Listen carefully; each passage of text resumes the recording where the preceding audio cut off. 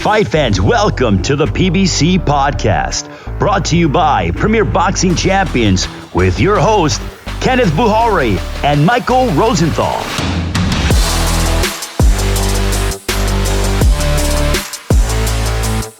Welcome back, everybody, to the PBC Podcast. I am Kenneth Bouhairie.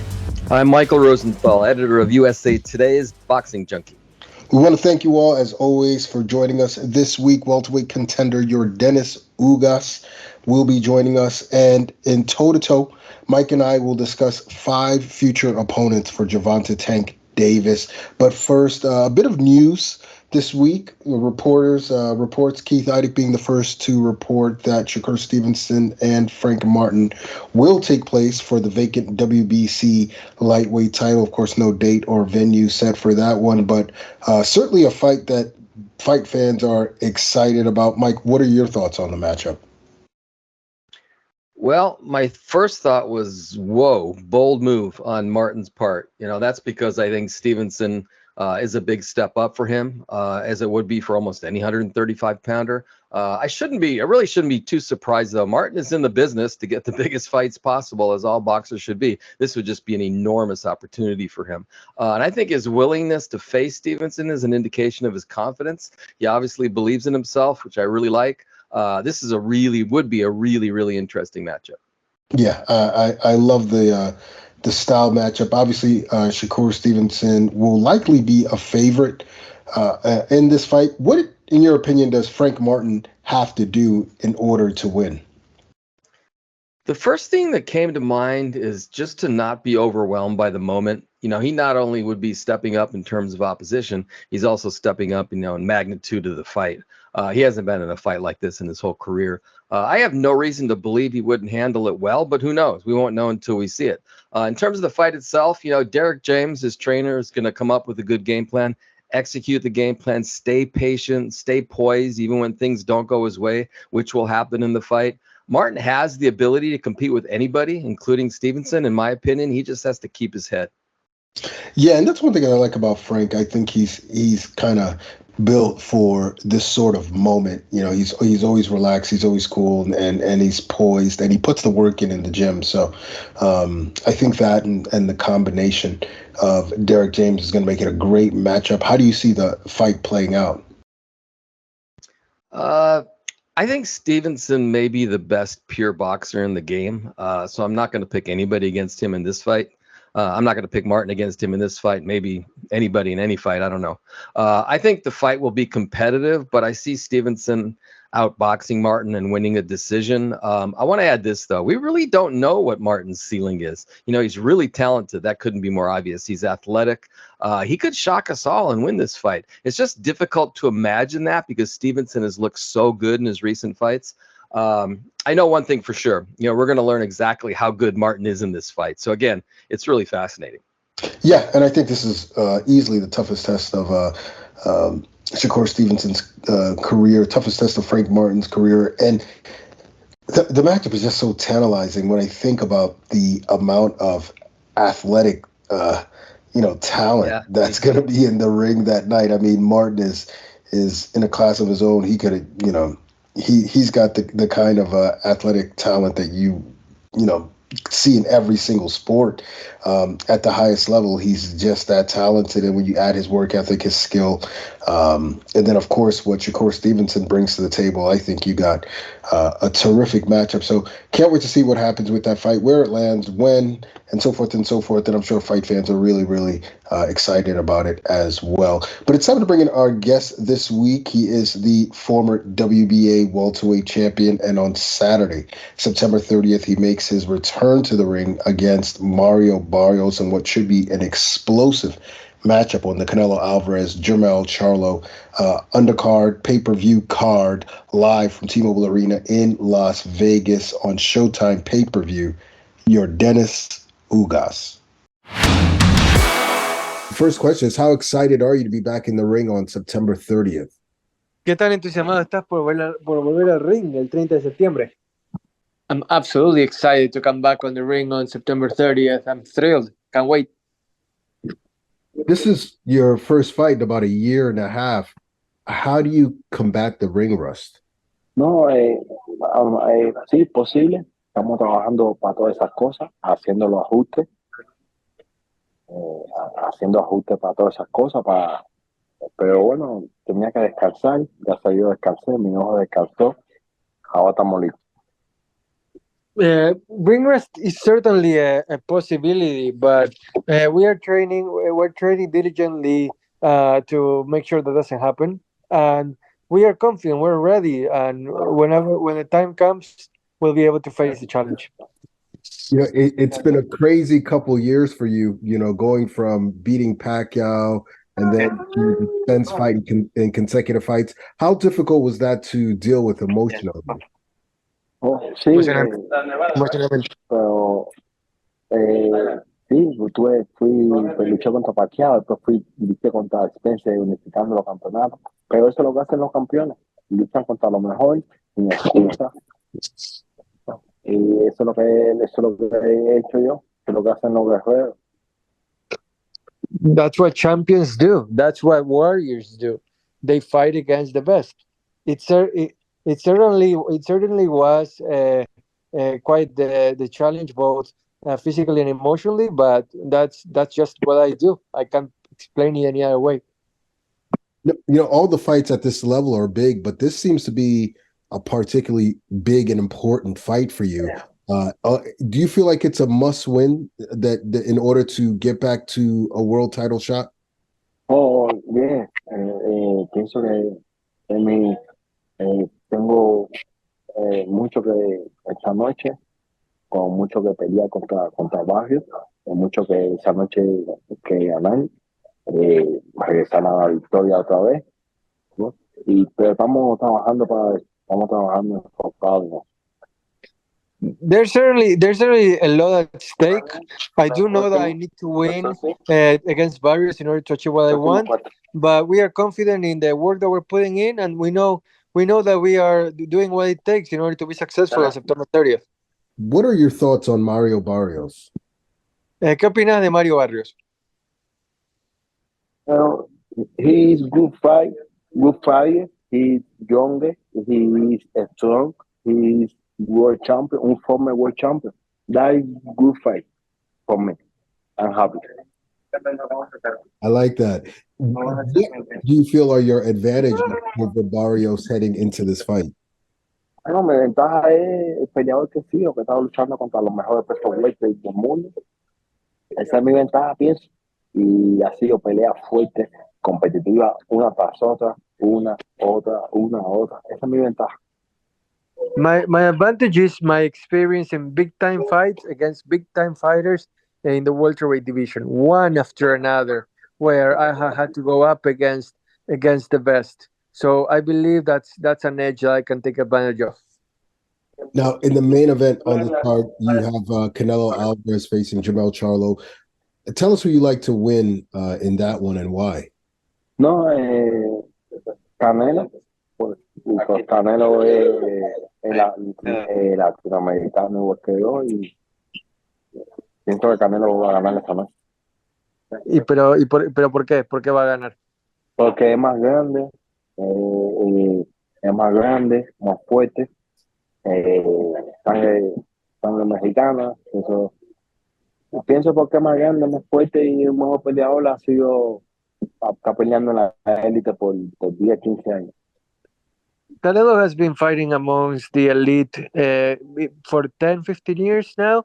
And besides, he is bigger, he's faster, and he has the Mexican blood in him. All those things they are why I believe that he's going to end up with his hand raised on September 30th. Now, just a little over a month ago, Terence Crawford stopped Errol Spence to become the undisputed welterweight champion. Can you give us your thoughts on what you saw that night? No, Crawford fue mejor del primer asalto. Crawford fue mejor hombre esa noche del ring y ganó mejor que fue él. Crawford was the better fighter from the very first minute of the very first round. The better fighter won. There was no doubt about it. Do you think Spence can win a rematch, and if so, how? No, pienso que tienen que hacer muchos ajustes, pero me gustaría la revancha en 154 debe ser una mejor pelea. I do believe that there will be a better fight to be made at 154, but Spence has to make a lot of adjustments. He's certainly capable of doing it, and I do believe that it's going to be a better showing out there for him. Now, getting back to you, if you were to get past Barrios, would you like a fight with Crawford? No, como te digo, todo mi foco está el día 30 de septiembre, pero si puedo ganar esa noche el título interino, me gustaría pelear con el campeón es Crawford, luchar contra Crawford. All my focus is September 30th. I'm not going to overlook that. Having said that, if I win, I want to fight against the champion. Who is the champion right now? Crawford. So if it does happen, bring it on. How much longer do you plan on staying at 147?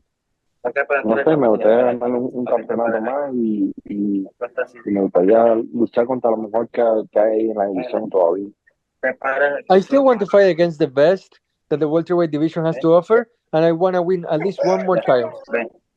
Yordenis, you've come so far, you've accomplished so much. What do you feel is left for you to accomplish? Is it just winning one more title? What do you feel is left for you to do? Pienso me gustaría ganar el campeonato WBC, el listado veces contra Porter, contra Spencer. Me gustaría ganar ese campeonato. Yeah, like to me, like I wanna win WBC title. That's what I wanna do. So doesn't matter against who. It's just a matter of me wanting to earn that title once again. Last question. No, not looking too far ahead, but ideally, what would your 2024 look like? No, 2024 me gustaría poder tener un campeonato en el 2024 y defenderlo, unificarlo. Ese es el sueño. No, me gustaría poder ser campeón del mundo, tener un campeonato en el 2024. ¿Y qué más? Que además no, de eso, tener un campeonato y defenderlo, unificarlo. My idea to 2024 will be not only to win a title, but also to be able to defend it and then possibly unify it. Well, Yordenis, we wish you all the best on September 30th. It's great to have you back, of course, back in the ring. We're looking forward to it, and hopefully we'll catch up with you after the fight. Gracias. For the first time ever, reigning undisputed kings fight on boxing's biggest stage. I'm the king. Mexican icon and pound-for-pound all-time greats, Canelo Alvarez, takes on the elite superstar set on making history, Jermell Charlo. The power is for real. Two kings, one throne, no mercy. Championship heart on display. Canelo versus Charlo for the undisputed world title. Saturday, September 30th, live on pay-per-view. It's time for Mike and I to go toe-to-toe, and this week we are looking at 5 future opponents for the one and only Gervonta Tank Davis. Davis, of course, the 5-time 3-division world champion, undefeated, one of the best fighters in the world, one of the most exciting, and one of the faces of boxing, if not the face of boxing. And, of course, so many potential opponents for Davis, guys that we are looking forward to seeing him against. And so we're going to start off with something we discussed a little earlier. First potential opponent for Davis is the Shakur Stevenson versus Frank Martin winner. What are your thoughts on Tank facing either one of those guys? I think as things stand right now, Tank and Stevenson is the best possible fight at 135 pounds. You know, the lightweight version of Crawford versus Spence, if you will. The combined talent level in the ring might even surpass that of the welterweight superweight fight, which gives you an idea how good I think this matchup is in terms of talent. Tank is probably a more complete fighter than Stevenson, given his punching power, but Stevenson is just so gifted that it'd be difficult to pick against him against anyone, even Tank. That matchup would just be absolutely epic, in my opinion. And if Martin can upset Stevenson, man, Martin would go from talented contender to major star like in one fell swoop. A victory over Stevenson would make a fight with Tank just as big as if Stevenson wins, right? And it would be easier to make that fight, you know, given that both Davis and Martin are with PBC. I hope the stars align to make Tank versus the winner of Stevenson Martin, because I think that's the best fight. Yeah, I mean, I love the fight. I love either one of them. I mean, whoever would win between Stevenson and Martin would make for a great opponent for Gervonta Tank Davis, and the buildup would be tremendous. Lots of trash talking. All those guys have a history with each other. Martin sparred Davis, of course. I believe Shakur did as well. And so it would just be fantastic. And I feel like, Gervonta Davis is the type of guy who, is already an elite fighter, one of the best fighters in the world, but just steps up his game that much more when he has a perceived threat in front of him. And so I can only imagine what kind of fight we would get from him. He's got such an amazing ring IQ. All of these guys do. And I think that, combined with their skill, their athletic ability, would just make for an incredible fight. Let's go to the next person on our list who also checks all of those boxes, the longtime featherweight champion, Gary Russell Jr. Mike, what do you think of this fight? So I don't know where Russell is in his career. He's 35. He's never been too active, at least in recent years. He hasn't fought since January of last year, which is 20 months ago, when he lost the decision to Mark Magsayo, close decision. At the same time, I don't have any reason to believe he still wouldn't be a handful for anybody, including Davis. I believe he lost to Magsayo only because of a shoulder injury. I think he would have won that fight going away. So I don't think that's indicative of where he's at all. And he hadn't lost before that since, his setback against Vasily Lomachenko way back in 2014. Russell's a terrific, clever boxer with those super quick hands. I think it's fair to wonder whether his inactivity would have an impact on his performance. But again, Russell at or even near his very best, I think that could be a tough challenge for Davis. Yeah, Russell's just one of those guys. I mean, he lives in the gym, and probably could roll out of bed and beat 95% of the guys in his no question. His division. He's just that good, and he's such a gym rat. I love this matchup. Obviously, Russell from Capitol Heights, Maryland, and Davis from Baltimore, Maryland. So, I mean, you got to put it in the DMV if it were to go down. I think that's a special matchup, and would just be crazy. And if Davis were to beat Gary Russell Jr., I look forward to the revenge of his brother Gary Antoine coming to be the start of a series. Yeah, exactly. So, and these guys do have a history with each other. I remember versus the Davis Hector Garcia fight, there was some back and forth with the Russells and so forth. So, but beyond that, it's just an incredible fight between two of the most talented fighters on planet Earth.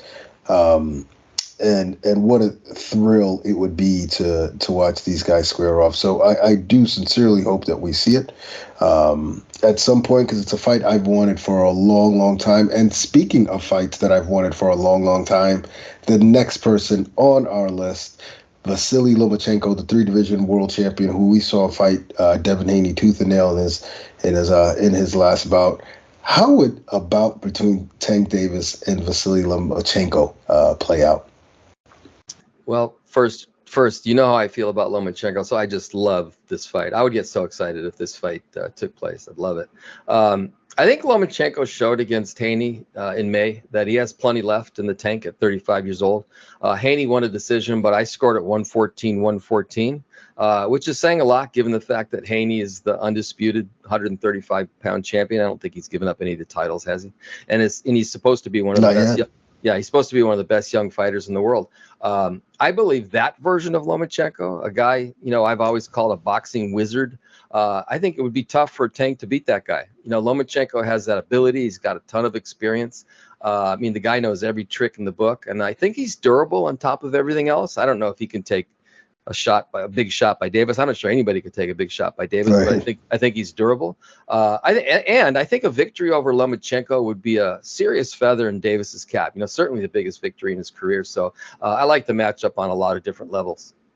Yeah, I'm with you. I love that matchup, and I gained a newfound respect for Vasily Lomachenko. I've always thought him as a great fighter, but I thought that Devin Haney was going to beat him a lot cleaner than he did, and folks would argue, well, I saw it this way or that way, but I I think for the most part, except for maybe round 12, I mean, Lomachenko dominated those later rounds and had his moments, hurt Haney at one point. I thought that was really, really impressive. My concern, obviously, is, hey, look, every great fighter has one last great performance. What's that last great performance from Vasily Lomachenko? But either way, this is a fight I've wanted for a long, long time. I'm of the opinion that Tank Davis would make a statement in that fight. And I look forward to the steak dinner that you'll owe me afterwards if it ever goes down. But until then, we can only. I'm going to lay it out right now. I wouldn't pick anybody to beat Davis. So you're not betting that steak dinner, no? We'll have to pay for ourselves, and we can still have the steak dinner. Exactly. We get to talk about what happened, how it went down. It's just a great matchup. Lomachenko, who was the king around those divisions for such a long time, and now Tank Davis, who looks to be the king right now, and there's just so many different angles at play here, and I truly would love to see it. I hope that Lomachenko considers it before he hangs them all up. I just feel like it just wouldn't be right if that fight didn't happen. Let's move on to the next fight.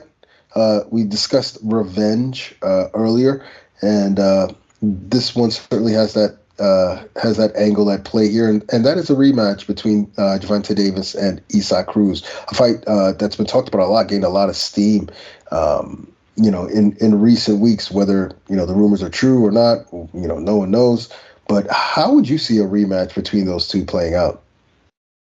Well, first, I think one could argue that Cruz earned a second fight with Tank. I know Tank had that hand injury, but Cruz pushed him harder than anybody else has, losing a close decision and what I thought was a competitive fight. And with Cruz's relentless style and his durability, he's obviously a really tough guy, and he's got experience now. I think there's a decent chance he could be competitive against a healthy Davis. Every fighter has a style that can give them some trouble. I thought of Floyd Mayweather and Jose Luis Castillo. There might be some similarities in that matchup and the one we're talking about now. Maybe Cruz has a style and a makeup to give Davis problems the second time. Who knows? At the very least, I'd really like to see how it would go, how the fight would go when Tank is completely healthy. I think that'd be fascinating.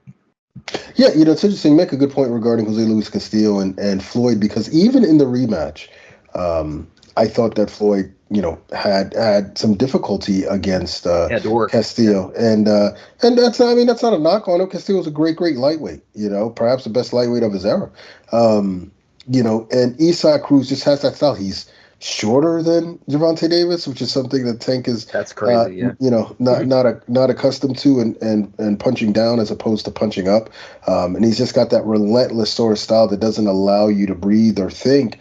I thought Tank did a tremendous job overcoming that style and the adversity in the first fight, but I'm with you. I think that Cruz absolutely earned a rematch with that fight. I know there's some folks who are like, we've seen it already, and yeah, you know what?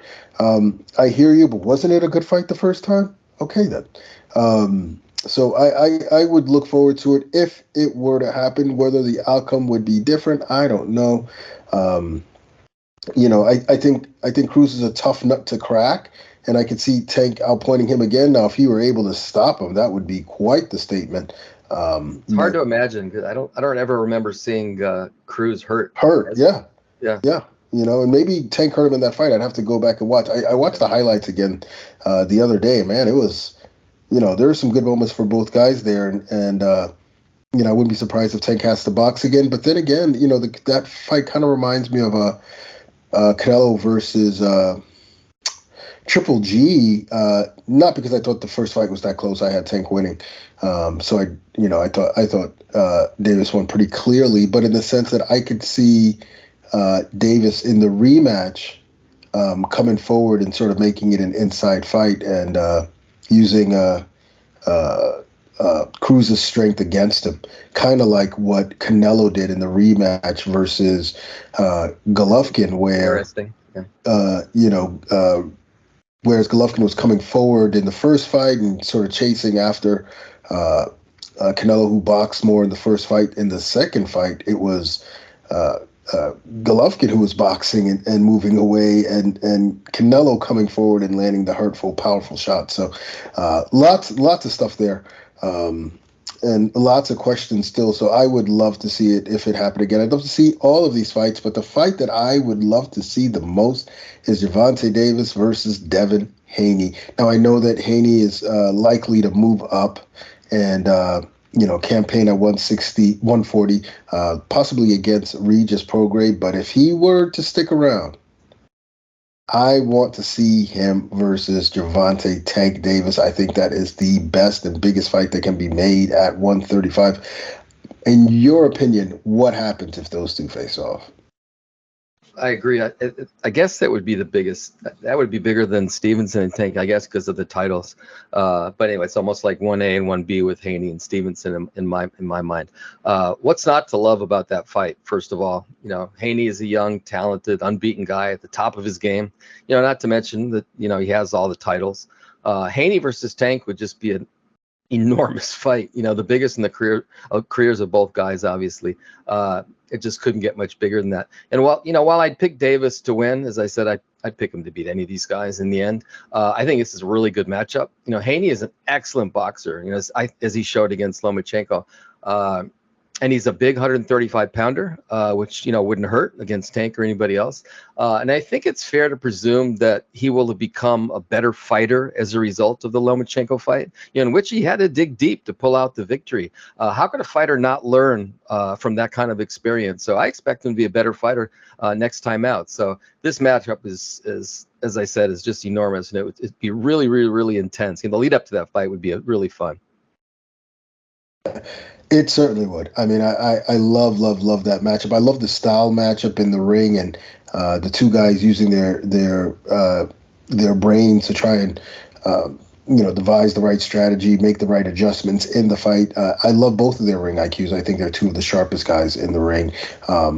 Davis is just he's an Einstein in there, and I think that he can get to Haney early and set him up for something late, and perhaps pull off one of those early career-defining wins that'll catapult him toward the top of the pound-for-pound list. And those are the kind of fights I would love to see. I think commercially, just a huge fight. I mean, the trash talking, all the belts on the line. Haney, of course, coming off the Lomachenko win. Man, I really, really, really want to see that fight, but we'll see. Obviously, Davis, we are nowhere near figuring out or knowing who he's going to fight next, but we are looking forward to it. It's always a great fight when he's in the ring, and I know a lot of fans are waiting to see him come back. So that is going to do it for this week's episode. But real quick, before we go, actually, Mike, I got one more question for you. Out of all the fights we just discussed, which one do you see happening next? I'm not on the inside, but it seems pretty clear to me that Cruz is there's the biggest chance that fight's going to be the fight. As we've said, there's unfinished business. It's almost like it should happen. I think Cruz earned it in the first fight. And they're both with PBC. It wouldn't be difficult to make. Cruz really, really wants this fight. So I think everything's pointing to that fight. I think the other ones are a little bit more complicated, perhaps a lot more complicated in some cases. So I'm thinking Cruz, but you know what? Boxing keeps throwing us curves. So Who the heck knows? It could be none of these guys. I mean, we just don't know. For me, it's just that, it's just so much fun to watch Davis fight. I just hope he gets in the ring soon. Yeah, exactly. And hard to believe he's already fought twice this year. So if he were to fight a third fight again, it would be the third time, which is just something you don't see from top fighters. But even if you were to fight in January or February, that I'd be happy with that. I just want to see him back in the ring like you. It's always an event when Gervonta Davis is fighting, and it's always an event when you and I get to talk boxing. So want to thank you guys for tuning in. Of course, we want to thank Yordenis Ugas for joining us, and we'll be back next week with more boxing talk, more interviews, more banter right here on the PBC Podcast.